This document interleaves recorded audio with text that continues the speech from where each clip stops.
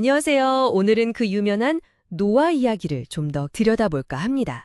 특히 신앙생활을 이제 막 시작하신 분들이 쉽게 이해하실 수 있도록 한번 풀어보려고 해요. 네, 좋습니다. 노아의 이야기가 그냥 옛날 이야기가 아니잖아요. 그렇죠.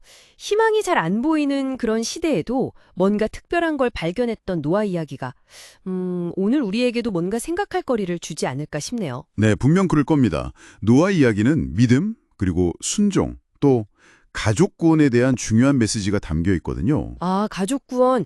그게 또 핵심이죠. 네, 그래서 오늘 저희는 노아가 살았던 시대 배경, 그리고 그가 어떻게 하나님의 은혜를 발견했는지, 또 그게 삶과 가족에게 어떤 영향을 미쳤는지 좀 집중적으로 살펴보면 좋겠습니다. 네, 그럼 먼저 그 가족 구원 이야기부터 시작해 볼까요? 히브리서에도 보면 믿음으로 노아는 방주를 준비해서 그 집을 구원했다. 이런 말씀이 있더라고요. 네, 맞아요. 노아의 믿음이 단순히 자기 혼자만의 문제가 아니라 가족 전체의 운명하고 연결됐다는 걸 보여주는 아주 중요한 구절이죠. 그러니까 노아 한 사람의 믿음이 온 가족을 살린 거네요. 그렇죠. 성경 다른 곳에도 보면 하나님은 혼자인 사람들을 가족과 함께 살게 하시는 분이라는 말씀이 있어요. 그만큼 가족이라는 공동체가 중요하다는 의미겠죠. 근데 노아가 그 방주를 지으라는 명령을 받았을 때 세상이 대체 어땠길래 그런 심판 이야기가 나온 걸까요? 창세기를 보면요. 하나님께서 사람 만드신 것을 막 한탄하실 정도였다고 하니까요. 한탄하실 정도요? 와, 심각했네요. 네, 사람들 생각이란 계획하는 것들이 뭐랄까 계속 악하기만 했다는 거예요. 하나님 보시기에는 정말 소망이 없어 보이는 그런 시대였던 거죠. 죄악이 관영했다는 표현이 나오는데 히브리어 원어로는 라바라고 해서 크다, 가득 찼다 이런 뜻이거든요. 완전히 가득 차버린 상태였군요. 네. 그래서 어쩔 수 없이 하나님의 심판밖에는 길이 안 보였던 그런 암울한 상황이었어요. 와, 그런 시대에 그것도 120년 동안이나 배를 만들라뇨? 심지어 홍수가 뭔지도 몰랐을 텐데요. 그쵸. 상상해보세요. 비 한 방울 안 오는데 산 위에서 배를 짓는 모습? 주변에서 얼마나 비웃고 손가락질했을까요? 아휴, 아마 엄청났을 겁니다. 성경은 노아가 하나님을 경외함으로 방주를 준비했다고 말하는데요. 경외함으로. 네, 이게 그냥 의무감 때문에 억지로 한 게 아니라 정말 하나님을 깊이 믿고 따랐다는 거죠. 보이지 않는 미래에 대한 약속을 믿은 거예요. 그렇지만 그 과정이 얼마나 힘들었을까요?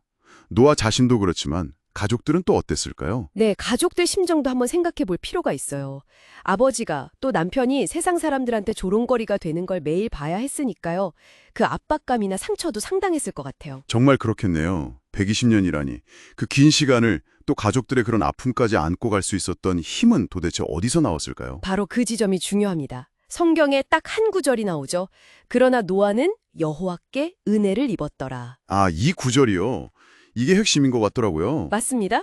근데 이 구절을 원문의 뉘앙스를 살려서 보면요. 조금 더 의미가 깊어져요. 어떻게 다른데요? 노아는 여호와의 눈 속에서 은혜를 발견했다. 이렇게도 볼 수 있거든요. 여호와의 둔 속에서 발견했다. 오늘 보면서도 그 안에서 구원의 가능성, 사랑, 자비, 바로 은혜를 발견했다는 거예요. 와, 정말 놀라운 관점이네요. 그렇죠. 은혜라는 게 원래 받을 자격 없는 사람에게 주어지는 선물이잖아요. 노아는 그 절망적인 상황 너머에 있는 선물을 알아볼 수 있는 그런 믿음의 눈이 있었던 거죠. 그러니까 그 은혜를 발견했기 때문에 120년을 버틸 수 있었던 거군요. 네, 그 힘으로 그 모든 어려움을 감당할 수 있었던 겁니다. 그래서 성경이 노아를 평가할 때 의인이요 당대의 완전한 자라 그는 하나님과 동행하였으며 이렇게 말하는 거군요. 이게 단순히 죄가 없다는 뜻은 아니겠죠? 네.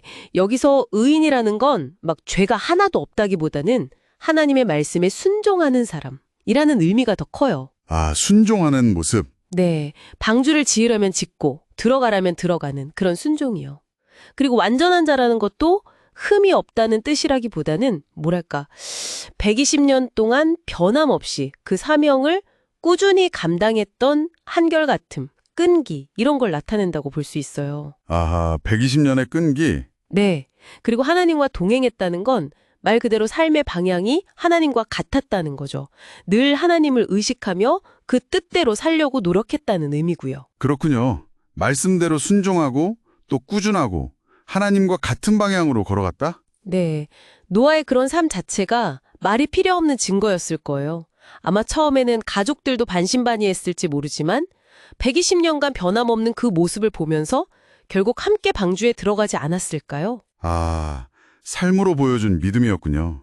결국 노아 이야기는 믿음이 그냥 머릿속 생각이나 입술의 고백에 머무는 게 아니라 실제 삶으로 드러날 때 어떤 힘을 갖게 되는지를 보여주는 거네요. 정확합니다. 하나님의 은혜를 발견하는 눈, 그리고 어려운 현실 속에서도 포기하지 않고 말씀을 붙잡고 나아갔던 그 끈기, 그것이 결국 자신뿐만 아니라 가족 전체를 구원하는 결과를 가져온 거죠. 네. 오늘 노아 이야기를 통해 많은 걸 생각하게 되네요. 그래서 혹시 지금 여러분의 삶이 너무 힘들고 정말 아무런 소망도 보이지 않는다고 느껴지신다면요. 노아처럼 한번 관점을 바꿔보는 건 어떨까요? 관점을 바꿔본다. 네. 그 상황을 바라보시는 하나님의 눈 속에서 그럼에도 불구하고 여전히 숨겨져 있을지 모를 그 은혜를 한번 발견해 보려고 시도해 보는 거죠. 네. 성경 갈라디아서에도 이런 말씀이 있잖아요. 선을 행하다가 낙심하지 마십시오. 포기하지 않으면 때가 이르러 거두게 될 것입니다. 아, 포기하지 않으면 때가 이르면 거둔다. 네.